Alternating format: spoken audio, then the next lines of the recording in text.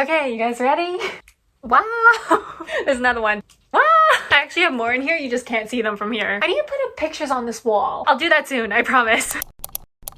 Okay, I had to move you guys around a bit, but I think we're okay now. Today's video is gonna be one I haven't done in a while. I haven't done a book recommendation video in a while, so here it is. Actually, this was recommended in one of my other videos. I can't remember which one, I'm so sorry. Someone recommended that I make a subplot, slow burn romance book video. So here it is. I've actually been wanting to make one of these videos for a while. I don't know, I think I needed to think about which books fit with this specific, I guess, trope, because there's actually not too many that I read, even though I like it so much. I have such a good time reading subplot romances in books. It's just they're really hard to find because normally they're in either really long series or it's just you don't know until you start reading a fantasy book or something. My criteria for this: they can act like a couple, but they can't be a couple, and not fake dating. Don't even mention fake dating in my presence. I want so in love with each other, but they don't know it. But also when they meet, I want no physical attraction or any attraction whatsoever. I want them together, but not together, if you know what I mean. Because those are the best parts of any romance, even if it's a romance book, just the couple being together. And I want to see the feelings develop and not have them already be developed. Ideally for me, nothing happens between the couple in the first book, maybe even the first two books, but I know that's kind of asking for too much, so at least the first book. I don't want anything to happen between the couple in the first book. So actually, if you guys have any recommendations for me about subplot romance books, put them down in the comments because I'm kind of desperate. I guess we're just gonna dive into it. This is gonna be sort of a long video, at least for me, because I'm gonna have to edit this. Also, sorry if I seem kind of tired. I just finished classes today, and also literally right after class I had to work, so I might seem kind of tired right now. Okay, we are gonna get started. So the first one we have is I think either a 9 or 10 book series at this point. I'm still waiting for the last book. This series is not finished. I'm hoping the last book will come out soon because it's been a while. I think the author just announced a book 9.5, which is absolutely insane. I know, I thought it was crazy. Everyone who reads this series thought it was crazy. We've all been waiting for years for this last book to come out, and we're still waiting. Oh god, I can hear people upstairs. But anyways, the first book we have is Keeper of the Lost Cities by Shannon Messenger. Now, again, it is a 9-10 book series. Still, the last book is not out yet, and we've all been waiting for a really long time. If you've read the series, you definitely know which couple I'm talking about, and it's Sophie and Keith. Okay, in the first 3 books, you may not know who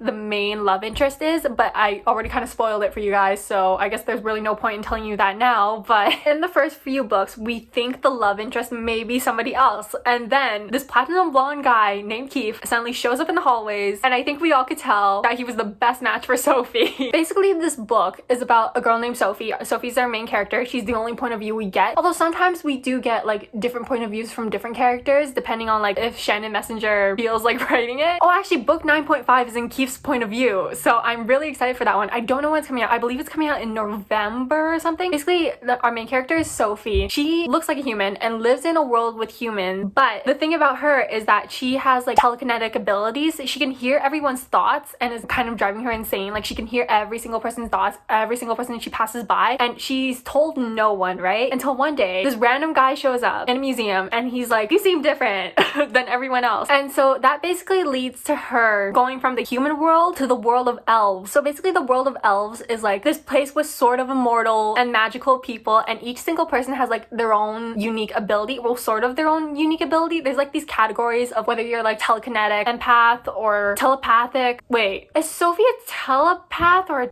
Sophie's a telepath? Oh my god, just scratch everything I just said. Sophie is an elf living in a world of humans, and she's a telepath. So sorry, I guess those two confuse so much. She's suddenly introduced to this world full of elves and people like her who also have these special abilities. She's basically been the odd one out all her life because she doesn't know why she has these powers, and everyone thinks she's really strange for some reason. So we find out the reason why once she gets to that elf world where there are more people like her. But the thing is, these elves also aren't completely like Sophie either, because there is something special about her, and you won't find out until you read more into the series. But the main point of this is the romance. We do not know that Keith is a love interest. I love that, actually, where you don't even know who the main love interest is in the first book. Okay, sure, you may have a feeling oh, who is this guy? But then you also think that the love interest is something else until you continue to read on into the series, and then you just fall more and more in love with them, and they are so cute. Sophie and Keith's first kiss, I think, happens in book 9, which is absolutely insane. Book 9, chapter 42. Yes, I memorized that. Probably the slowest burn of all time, even slower than Persebeth. Like, Persebeth was crazy. That was 5 books. This is 9 books. So I guess if you liked Percy Jackson, you also might like this one. It is a middle grade series. I forgot to mention that earlier. It is a middle grade series, so it might have like a younger sort of writing style than you guys may be used to. I believe my audience here, most of you guys over the age of 18.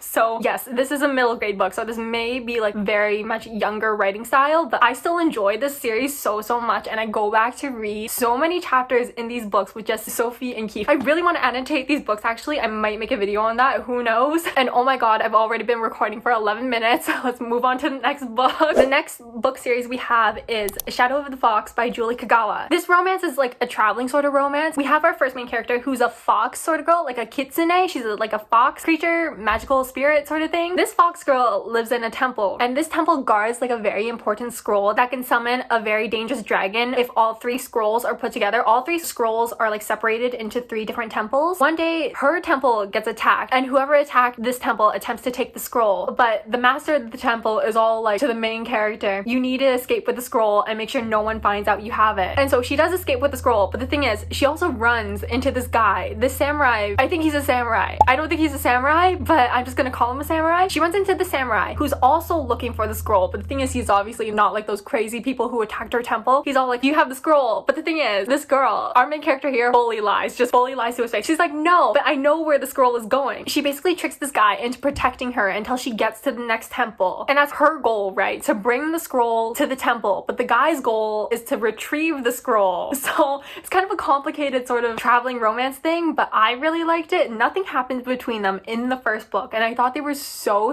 cute. Actually, it's sort of like also a grumpy sunshine sort of dynamic. The guy is kind of forced to be grumpy though, which I also really like. So yeah, cute little romance between a fox kitsune girl and a samurai sort of guy who wields blades. Oh, and it's a trilogy. I'm gonna be putting these books up in like things in the beginning before I even talk about them. You guys will see them. Trust me, you'll see them. Next series we have is Six of Crows by Lee Bardugo. There's so many romances in this book that I love. I think the one that I like the most is Jesper and Wylan. They are so cute. They're my absolute favorite couple in this duology. So basically we have this group: Kaz, Inej, Wylan, Jesper, Matthias, and Nina. Oh my god, I'm running out of breath. I believe they get hired or something to pull this heist and steal like something that'll make them really rich. Sorry, it's been like a really long time since I read this duology. The only reason I remember anything about it is because of the romance and the couples. Yeah, so there are 3 main romances happening in this book: Kaz and Inej, and then there's Nina and Matthias, and then my favorite, obviously, Jesper and Wylan. And they are all so slow burn. Kaz and Inej are kind of like,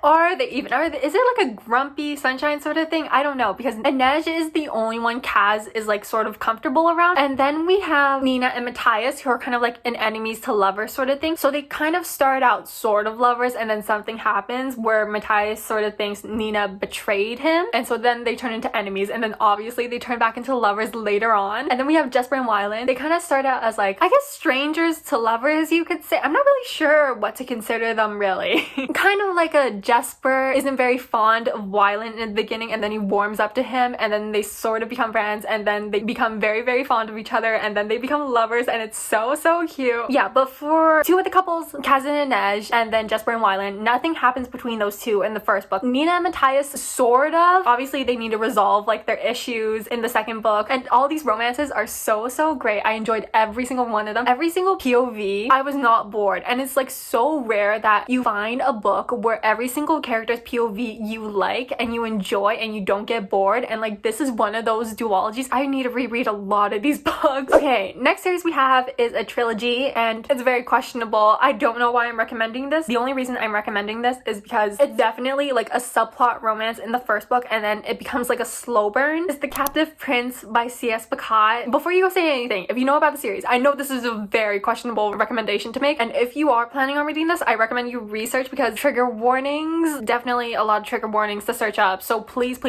like be careful when you read this trilogy. For the last time, I'm just gonna say this is a very questionable series to recommend to people, but I'm doing it anyway. So we have our 2 main characters. I'm gonna try to remember their names here. I think it's like Damon and then some blonde dude. I'm so sorry, I'm so bad at names. names. We have the blonde dude and the dark-haired dude, and they're both princes of like different kingdoms, and these two kingdoms are enemy kingdoms. So one day the dark-haired prince gets sent off to the blonde-haired prince's kingdom to become the blonde prince's slave. See, this is why this series is so questionable, because there's slavery in this, and I obviously did not like the slavery aspect of this book, but you weirdly enough get used to it, and I really did not want to get used to it. I don't think I ever got used to it, actually. I'm just saying that. Yeah, so basically the dark-haired dude has to keep his identity a secret from the blonde-haired prince, because the dark-haired prince is obviously from the enemy kingdom, but the catch here is he also murdered the blonde-haired prince's brother in battle a few years ago. And it gets so complicated from there. You guys have no idea. There's like no romance in the first book whatsoever. I'm just gonna warn you guys here. Like, if you don't like that, maybe skip this one. I recommend you skip this one anyway, because there's slavery and a bunch of other stuff in here. But there's no romance in the first book, and then it sort of becomes like a slow burn subplot romance in like the second and third book. And the tropes are enemies to lovers, secret identity, and I'm just gonna move on because I really don't want to talk about this book any longer. If I'm being honest, I'm kind of uncomfortable. All of these like books are series, so if you don't like that,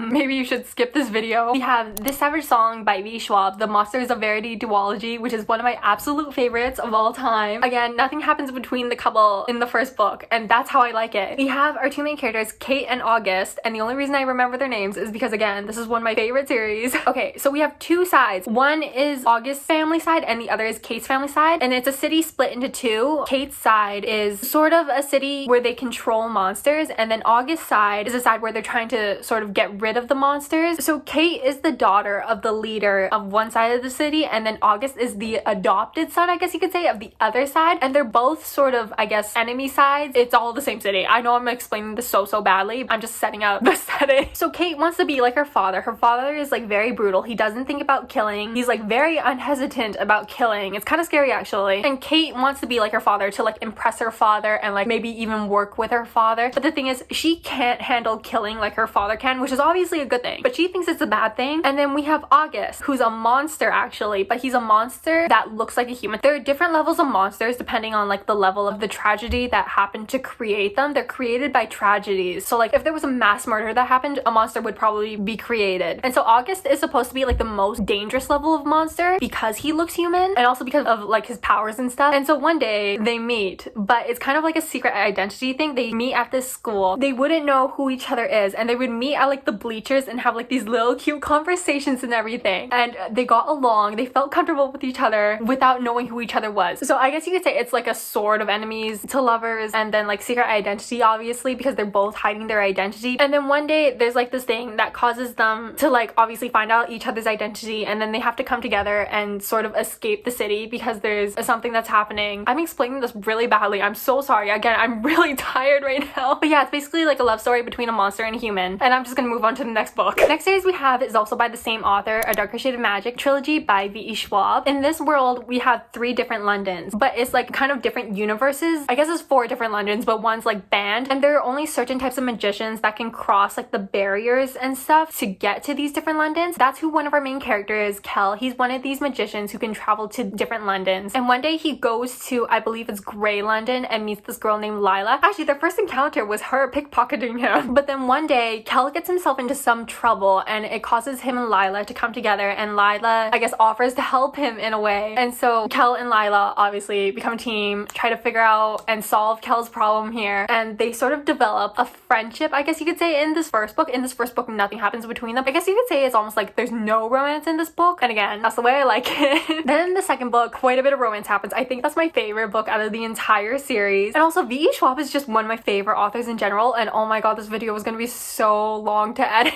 Yeah, so it's kind of like a strangers to friends to lovers sort of situation, and I actually really like it because I honestly believe that the best written friends to lovers romance is better than the best written enemies to lovers romance. I love enemies to lovers, okay, but if friends to lovers is done like really well, then I absolutely love it. Next we have The Raven Cycle by Maggie Stiefvater. I don't think they kiss until like the 4th book. There's so much tension, like you guys have no, it's the slowest burn of all time, and I absolutely love it. It's 4 books. Nothing happens between them in the first book. You don't even know he's a love interest in the first book until you get to the second book, and that's when you discover that he's the main love interest, and you absolutely fall in love because they're literally the best couple in this series. Although there is another couple in here. I always forget there's 2 couples in these books. I also really like them, they are also a slow burn. Every single one of these couples in these books is a slow burn, okay? A lot of people read these books for the vibes and literally have no clue what the plot is. It's basically about 3 guys and a girl named Blue who are on a quest to find this mythological king or something like that, and they get into like a lot of weird situations. Again, you literally have no clue what's happening. You're there for the vibes, you're there for the romance, you're there for the characters, you're there for the found family, and that's pretty much it. And it's like, oh my god, this friend group actually, like, you need a rite of passage to get into this friend group, and rightfully so. They're kind of like the friend group that you like watching from a distance. Weirdly enough, I don't know if that's a thing, but this is my thing, okay? I like watching them from a distance. I will gladly leave them be if they stay the same forever. But also this romance, oh my god, Gansey and Blue. Gansey is my absolute favorite out of the guys. They are so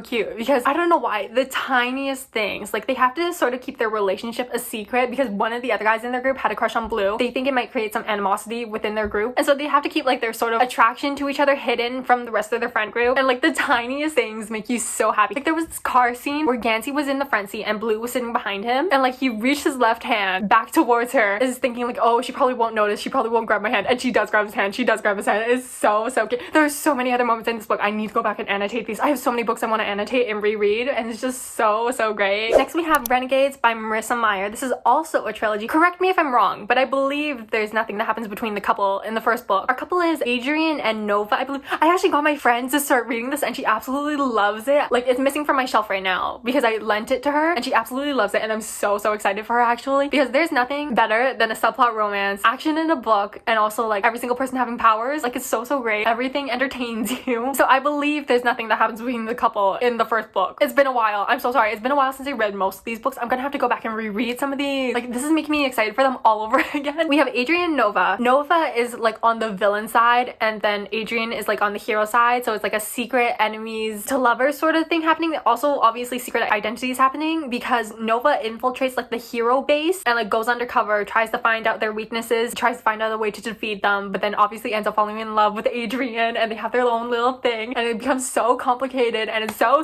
great. Also, Adrian's power, I desperately want it. Anything he can draw, it comes to life, and I desperately want it. Oh, and best thing, there's no identity reveal in the first book. It happens in one of the other books later in the series. I'm not going to tell you guys which one because I don't want to spoil you. There is no identity reveal in the first book, and like, do you know how rare that is? Like, I don't think I've read too many secret identity tropes, but the ones I have read, most of the time they get revealed in the first book, and it's kind of disappointing because that's also part of the fun, right? But these books, the secret identity reveal happens later on. Nothing between the couple happens in the first book, and then even when things do happen between the couple, it gets complicated because obviously there's the secret identity trope in there, right? So very exciting book. Definitely recommend. My friend likes it so far, and I'm so happy for her, and like, if you guys like it too, so happy for you. Next we have the Skyward series by Brandon Sanderson. Okay, you don't even know who exactly the main love interest is in the first book. Like, you have a guess. I had a guess, and I was kind of hoping, and it happened. I'm just gonna spoil you guys now, not really a spoiler because you'll probably already guess it when you read the first book. It's between Jorgen and Spensa, and Jorgen is like supposed to be the rich prissy boy who's spoiled. At least that's what he is in Spensa's eyes. And Spensa is like the outcast. Her father was considered to be a coward. This is about pilots, by the way. They're humans trapped on a planet and they're being attacked by aliens, and so they're forced to become pilots to like fight back against these aliens. Yeah, I'm not really into sci-fi that much, but actually these books were very entertaining for some reason.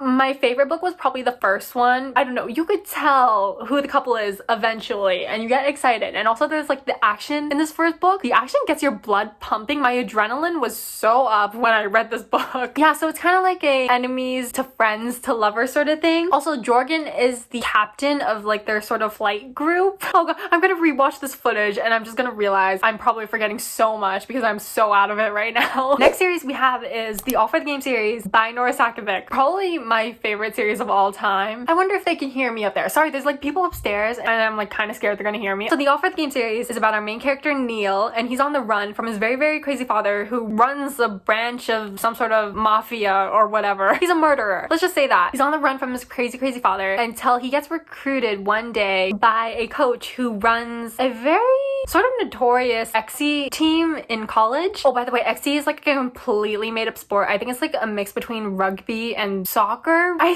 think it's a completely made up sport, but I was so invested when I read it. And so Neil goes to this college to become part of this team, and he meets like a bunch of people who are sort of like him. They all have some sort of trauma going on in their life, and it's like how, you know, in groups there's like these smaller friend groups. That's kind of what this is, except they're also all like one big, very traumatized family. Neil gets sort of accepted into this one friend group who's run by their sort of leader named Andrew. And guess who the romance happens between Neil and Andrew? You don't know that in the first book. You seriously don't know. Like, you're guessing. You have no idea, because there's kind of no romance in the first book, like, at all, until you get to the second book. And your prediction was confirmed. Yes, the romance is between Andrew and Neil. I'm just gonna confirm that for you guys now, because you're right. You're so right, and you're correct. The romance is between them, and it's like the greatest romance of all time. Subplot, slow burn romance, which is basically what this entire video is. I don't know, because Andrew is kind of like the unfeeling, violent type, and then Neil is obviously like the one who has all the secrets. He's running from his crazy father, also has all like these past traumatic events that happened to him, and he's also still being chased, but he's hiding out at this college with his team, and they become such a great family. Found family tropes, love them so much. And then he has like this sort of secret romance with Andrew, and everyone on their team is guessing, okay, do you think they're hooking up or not? There's one big traumatized happy family, and I love them all so much. You become so attached to these characters. Like, in the first book, if you don't know them, like get to know them, it is definitely like a sort of a seeming toxic environment, but you get used to it. Trust me, you get used to it, and then you fall in love with every single one of them, and then you fall in love with the romance, and it's just great. It's so great, and I love this series so much, and it's probably one of my favorites of all time. Next we have Aurora Rising by Amy Kaufman and Jay Kristoff, and I believe this is part of the Aurora cycle series, something like that. So I only read the first book in the series. There is like multiple couples within these books. The couple I'm thinking about is between Aurora and Cal. Okay, now I haven't read this first book in a while, and I definitely need to finish the rest of the series, but I believe nothing happens between them in the first book. They're sort of confirmed one-sided feelings, but it's not like confirmed from both sides, like they don't both like each other yet. I believe nothing happens between them in the first book. Also, fair warning, it's also kind of like a fated mates sort of situation, but without the fae. Yeah, I didn't really like that part of it either, if I'm being honest, but for those of you who are into that, there you go. And like, basically the story is about this group who kind of has to save the world, I guess. There's this girl named Aurora who suddenly comes into their lives, and they kind of have like this prophecy thing going on, and so they have to go off into space, into their own ship, help save the world or whatever from being destroyed. Okay, again, I can hardly remember anything about this book because it's been a while, but I think it's something like that. Yeah, and so then the romance I'm talking about is between Aurora and Cal again, and Cal is kind of like trying to repress his feelings because he's not human, and he's not really supposed to fall in love with a human, but again, it's like a fated mate sort of thing, so there's like this bond going on, and it's like driving him crazy, and Aurora literally has no clue what's going on because she's sort of fully human, sort of, and girl is clueless about this guy's hidden feelings because, again, trying to repress them until one day they just come exploding out. The last book we have on this list is The Diviners by Liba Bray. I've only read the first book in the series, and I believe it's like a 4-book series or something like that, and I kind of spoiled myself, not gonna lie, because you might think the main couple is a different couple in the first book. You would be totally wrong, and I was totally wrong. There is a different main love interest. I spoiled myself on that because I was kind of wondering and hoping, and I'm not gonna tell you guys who it is. Obviously that would be spoiling, but I did spoil myself. Later on, apparently there's gonna be like a marriage of convenience sort of trope in like the 3rd book between this girl and another guy. Sort of starts out as like strangers, sort of enemies to lovers sort of thing, I believe. Again, I've only read this first book, so literally nothing has happened between this couple in this first book because you don't know that he's like a love interest until later on, and you wouldn't know that unless you spoiled yourself like I did. But basically our main character is Evie, and she has a secret ability that she's told no one about, and people like her with abilities are called diviners. And one day there's like multiple murders that happen, and it's like this ongoing case that the police can't figure out, and so they hire Evie's uncle to help solve the case because there's been like, I guess, this occult stuff going on, and he's like very into that. He runs a museum based off of it, and so they kind of hire him to like research a bunch of stuff, symbols that have appeared on the walls, on the ceiling, and appeared like near the bodies. And obviously Evie gets involved, right, because she's visiting her uncle that summer. She kind of discovers that her ability might be useful in this case, and so she tries to help solve the case by using her ability. And this video has been going on for way too long, so I think I'm gonna end it off here. I hope you guys enjoyed. Again, I'll try to put